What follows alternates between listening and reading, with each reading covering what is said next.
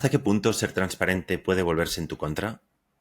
¿Cómo comunicas una mala noticia cuando la ciudadanía no quiere escuchar explicaciones, solo soluciones? Soy Pau Valdés y en este episodio converso con Elena Biorrun, directora general de Fundación Manantial, una entidad especializada en la atención integral a personas con problemas de salud mental, exalcaldesa de Torrelodones y exdirectora de gabinete del Ministerio de Inclusión. Con Elena hablamos sobre cómo gestionar la comunicación en momentos críticos, desde una reunión fallida con cientos de ciudadanos durante la crisis económica del 2012 hasta su papel en plena emergencia migratoria en Canarias durante la pandemia. Exploramos aprendizajes sobre liderazgo, transparencia, el arte de simplificar los mensajes y cómo no perder la humanidad cuando el discurso se profesionaliza demasiado. Vamos con la entrevista. Hola Elena, ¿qué tal? Bienvenida. Hola, ¿qué tal? Muchas gracias por la invitación. Muchas gracias a ti por estar aquí con nosotros. Y aparte, hoy es un día un poco especial porque normalmente estoy acostumbrado a tener un perfil distinto de personas del podcast, aunque tú ahora pues estás dirigiendo una fundación, ¿no? Que ahora nos hablarás de ella, Sí. pero tienes un pasado político y me parece una ocasión interesantísima para poder hablar un poco de otros temas también relacionados con el marketing y la comunicación, ¿eh? Entonces, pero antes de empezar con ese tema, me gustaría que nos hablaras un poco de la fundación. Pues mira, Fundación Manantial es una fundación que se dedica o cuyo objeto o foco es la atención integral a personas con problemas de salud mental, en toda su amplia acepción, con un foco claro en personas que tienen un sufrimiento mental grave, principalmente, ¿vale? Nuestro foco de trabajo está en principalmente Comunidad de Madrid y Comunidad Valenciana. Y a lo largo del año podemos llegar a atender en cualquiera de nuestras diferentes áreas de intervención a más de 3.000 personas, ¿vale? Tenemos a día de hoy, somos una de las entidades que gestiona el 25% de las plazas públicas de la red de atención de personas con trastorno mental grave de la Comunidad de Madrid y otros tantos en Generalitat Valenciana. Y además de esto, bueno, pues luego tenemos una serie de servicios de apoyo, lo que era antigua tutela. También trabajamos en el área de empleo, tenemos un centro especial de empleo, Manantial Integra. Tenemos muy claro el foco y la importancia del empleo como herramienta de inclusión. La verdadera herramienta de inclusión social entra por el empleo y por lo laboral, ¿no? Un dato que siempre me gusta contar es que dentro del mundo de la discapacidad, un abanico de discapacidades, la salud mental es, pues, como yo siempre cuento, es como la paria de todas, ¿no? La más invisibilizada, la más estigmatizada y las tasas de desempleo son muy alarmantes, ¿no? Apenas un 18% tiene empleo. Entonces eso también es un foco en el que trabajamos muchísimo. Desde un tiempo a esta parte, además, también ponemos mucho el foco en jóvenes con problemas de salud mental, acompañándoles en itinerarios formativos y en empleo, ¿no? Eso también es un proyecto, es una línea de trabajo muy potente. Y luego también el trabajo en prevención en infancia.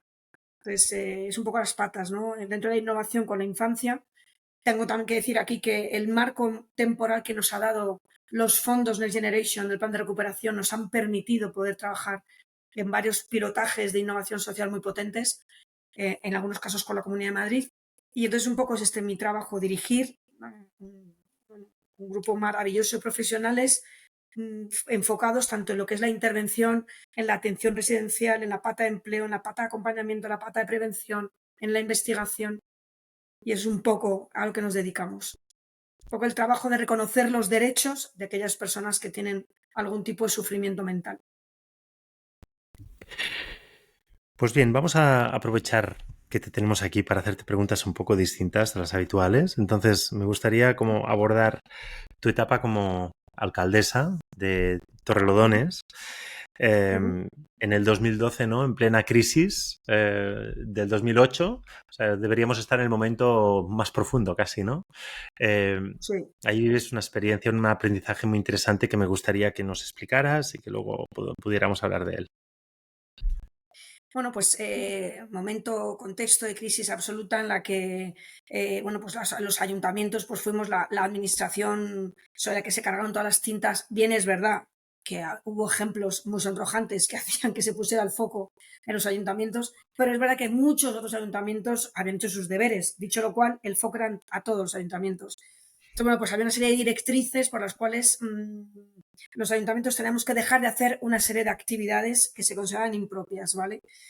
Torrelodones se caracteriza y se caracterizaba por tener una oferta cultural muy potente, ¿no? Cultural, deportiva, lo que es una extraescolar muy potente. Claro, de repente a nosotros nos llega la instrucción de se corta todo. Bueno, pues con el equipo preparamos cómo desmontamos todo esto, algo que funciona, porque además, ¿por qué vas a desmontar algo que está funcionando? Funciona económicamente, funciona a nivel de satisfacción del usuario, que en este caso es el vecino, pero hay que desmontarlo. Bueno, pues venga, vamos a prepararnos, ¿no? Convocamos a todos los vecinos en el Teatro Boulevard, en el teatro del municipio, 300 personas allí convocadas, contamos todo, preparamos durante semanas esta reunión. La verdad que la presentación quedó bien, quedó muy bien. Terminamos de contar la problemática, la casuística, por qué tenía que ser y los siguientes pasos. Y cuando acabó toda la presentación, y yo te digo que el equipo, dijimos, bueno, pues oye, pues ni tan mal, no ha salido tan mal. Bueno, pues nos levantó la mano un vecino, un usuario, y nos dijo que todo muy bien, que lo habéis explicado muy bien, todo está muy bien expuesto, pero que cuando comienzan las clases de violín y que quiero que me deis ya el calendario del mes de septiembre. Con lo cual nos vino a decir, mirad, no me contéis películas, para eso estáis ahí, las películas que tengáis las arregláis, las traéis de casa ya arregladas, no vais a desmontar esto funciona muy bien, con lo cual decidme cuándo van a ser las próximas clases de violín. Claro, en ese momento todo el trabajo que llevábamos semanas preparando para desmontar todo un sistema que desde arriba nos iban a obligar a desmontar, se nos vino abajo. Y dijimos, pues es que este hombre tiene toda la razón. Si esto funciona, si a nivel usuario hay calidad en el servicio y no estamos dentro de los municipios afectados, pero ¿por qué vamos a desmontar esto? Enseñanza, de verdad, hacerme la vida fácil, no me compliquéis la vida. Yo ya tengo mi vida complicada y a mí mi evasión es ir a tocar el violín. No me vas a desmontar el violín. Para eso también pago mis tasas, mis impuestos, no me vas a desmontar esto. Y dijimos, pues este hombre tiene toda la razón. Y eso, bueno, pues por supuesto, igual a decir que no se desmontó nada, que tuvimos que replantear todo ese trabajo. Y bueno, pues luego también la coyuntura económica fue poco a poco mejorando, pero bueno, esta fue una vivencia, una experiencia que me situó mucho a nivel de la gestión. Y si ahora te trasladaras a ese momento de nuevo y tuvieras que preparar esa reunión, a esta exposición delante de todas las personas que había en ese lugar, ¿cómo lo hubieras hecho diferente? Claro, ahora con los años y con lo vivido después, pues es más fácil, ¿no? ¿Cómo lo habría planteado? Primeramente, o sea, pues probablemente no habríamos ido tan directamente a la instrucción de, venga, esto hay que desmontarlo, esto hay que hacerlo así. No, le habríamos dedicado más tiempo a medir los pros y los contras de no haber desmontado nada y haberles ahorrado esa tarde, porque al final fueron casi 3 horas a 300 personas metidas en el teatro, y haberles ahorrado a esta gente pues esa tarde de vuelta de trabajo y que te vengan tus gobernantes de ese momento a echarte una chapa monumental, porque fue monumental, muy ordenada, sí, pero al final no deja de ser trasladarle al usuario los problemas que tú estás teniendo para desarrollar lo que sea, ¿no? Bueno, pues creo que el aprendizaje, haber invertido más tiempo en interno y haber evitado tener que llegar a contarles tanto, o incluso haber llegado a tener que tener esta reunión, esta convocatoria, ¿no? Saber que hay que saber simplificar y saber hacer, no sé si tanto simplificar, pero saber cómo tienes que dar mensajes, ¿no? No hace falta dar a lo mejor todos los mensajes, ¿no? Cuando ya no tengas más remedio, ¿no? Y en ese afán de transparencia y de rendir cuentas, no esa obsesión de hay que rendir cuentas y contar, bueno, pues a veces que te dicen, no, mira, no, que no me cuentes tu película. Claro, a veces están estas situaciones también en empresas, ¿no? En las que realmente puedes, ¿dónde pones el volumen en cuanto a transparencia? Porque por lo que cuentas, ¿no? Al final todo esto lo resolvisteis, ¿no? Pero Sí, entonces, ¿en qué momento hace falta o no hace falta hacer esa comunicación, ¿no? O sea, hace falta hacer una claro, comunicación de este estilo y entonces, ¿dónde pones la línea? claro, y a veces que yo también con la experiencia de los años también me he dado cuenta que bueno, la transparencia, vamos, la tengo clarísima, ¿no? Pero es verdad que muchas veces que el exceso de información por querer ser muy transparente lo que genera es ruido. No generas información, terminas generando más ruido que otra cosa. Tu objetivo, que es el de ser lo más clara posible, no quiero dejarme nada del tintero, que lo tengan todo claro. Ya, bueno, pues que a lo mejor tienes que dosificar más la información, que luego también ahí sería quién se encarga de dosificar y qué dices y qué no dices, ¿no? Pero a veces el exceso genera ruido. Y ahora en diferentes etapas lo constato, ¿no? Y ahora también lo constato en mi puesto actual, ¿no? El exceso de información por el ánimo de rendir cuentas y estar permanentemente informando, pues depende para qué público distorsionas a veces más que Ya. informas. Antes de seguir con nuestro invitado, queremos saber más sobre ti. ¿Tienes alguna pregunta? ¿O necesitas ayuda con el marketing o las ventas de tu empresa? ¿O te gustaría venir como invitado a nuestro podcast? Puedes mandar un email a pau@inboundcycle.com o si no, no dudes en buscar y agregar a Pau Valdés en LinkedIn y escríbenos por ahí. Lo encontrarás todo en la descripción. Bueno, no sé si estarás de acuerdo, ¿no? O sea, yo también me he encontrado con algún reto así a lo largo de mi carrera profesional, quizá más a nivel empresarial, como te comentaba, pero quizá un poco contaminado por toda la información que uno tiene, ¿no?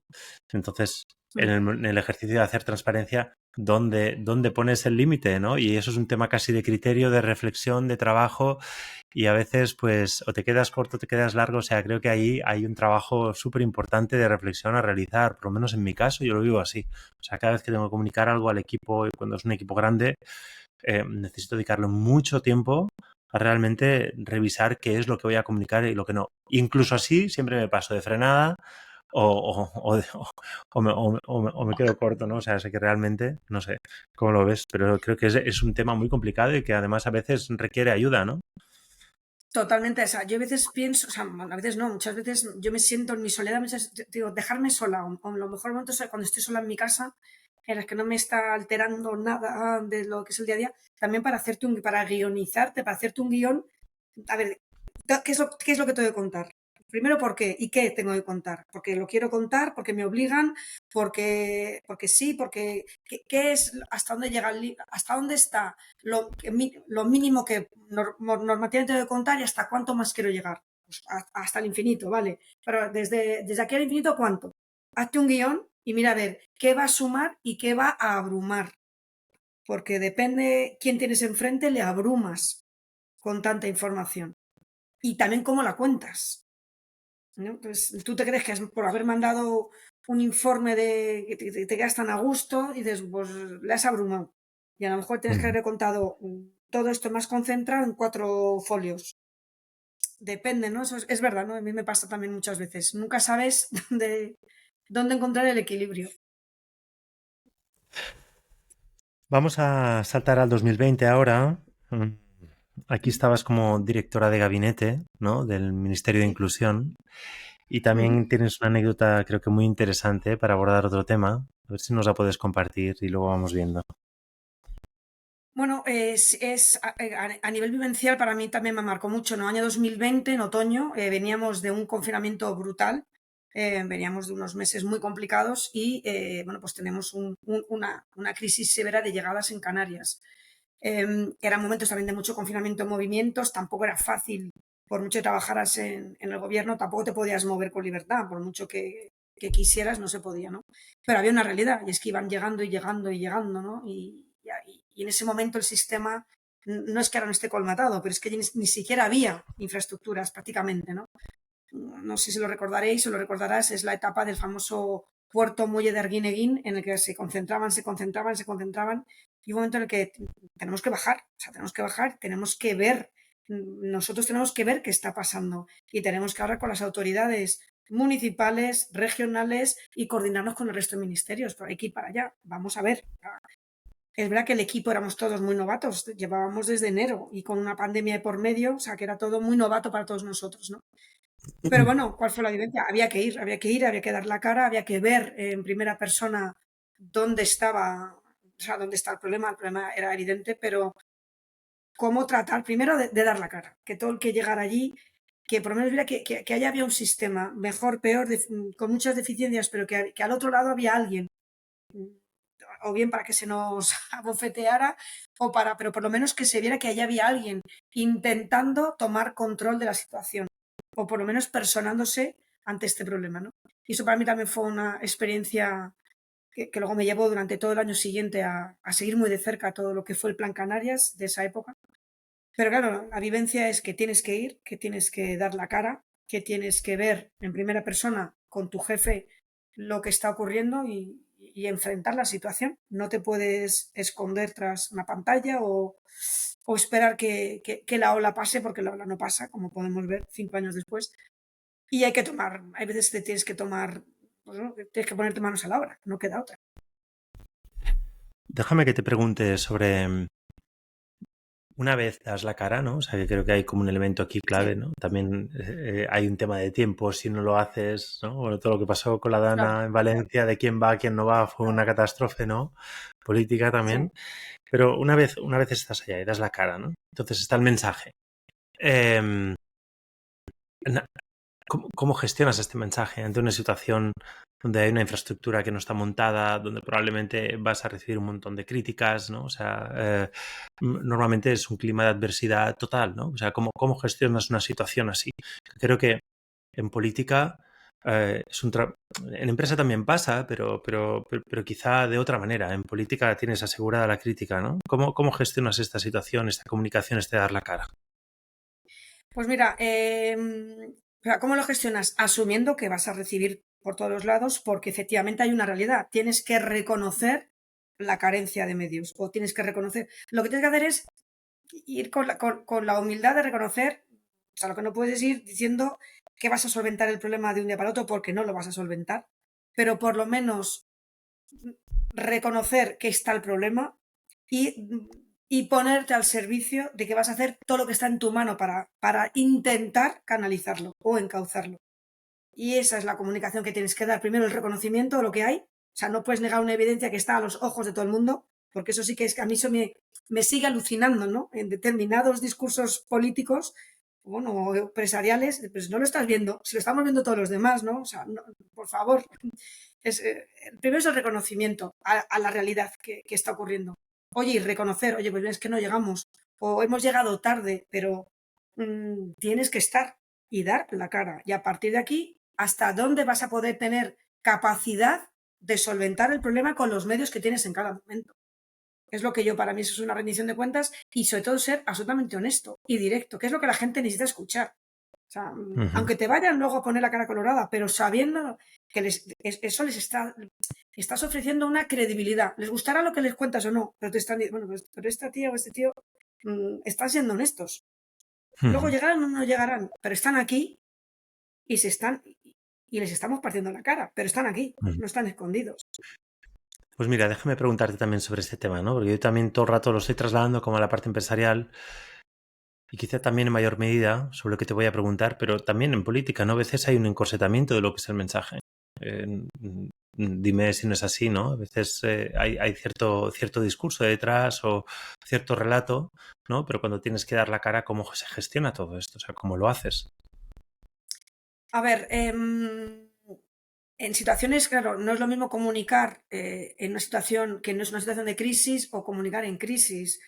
Para empezar, yo siempre he defendido y siempre lo he hecho, es rodearme de profesionales de la comunicación y sobre todo la comunicación de crisis, que requiere otros tiempos, mensajes más directos, más cortos y no me andes con rodeos, que estamos ahí con un problemón. O sea, ¿qué vas a hacer? ¿Qué ha ocurrido y qué vas a hacer?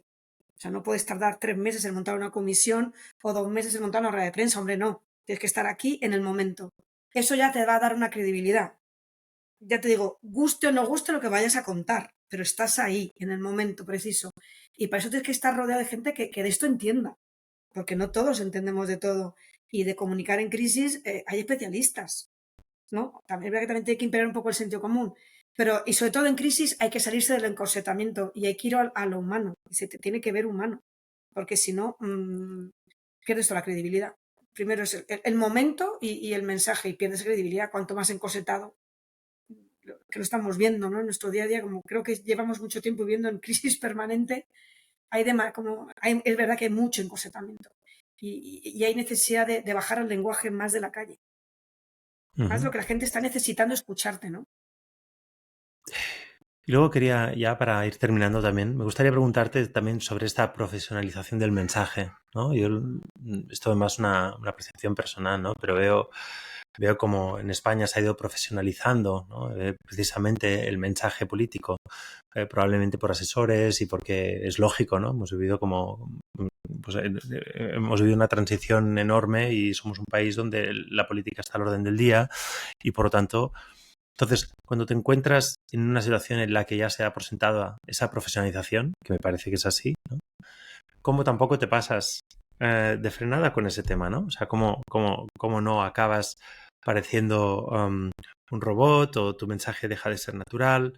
Que, no sé, también es una percepción personal, pero me da la sensación muchas veces de que los mensajes que recibimos ya están todos cortados por el mismo patrón, ¿no? Y casi como que en muchas ocasiones pierden credibilidad. No sé, ¿cómo ves esto Porque, que te comento? bueno, yo ya hablo como ciudadana a pie, ya no, porque en muchas ocasiones, en demasiadas ocasiones, al político o política al que estás escuchando le está faltando mucha calle. Son muchas horas de despacho y poco de calle. Y poco de estar escuchando lo que está pasando ahí fuera. Porque entonces, si realmente tienes más calle, cuando te digo más calle, o más gente que te está contando lo que está ocurriendo, tú no vas al encosetamiento, es imposible.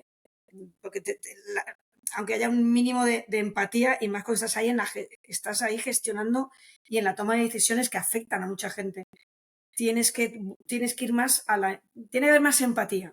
Y aquí vamos más al titular, al hashtag, al tal. No, o sea, bajemos, de verdad, simplifiquemos estas comunicaciones, que no significa que sean comunicaciones ni banales, ni simples, ni vulgares, no. Pero desencorseta el tema.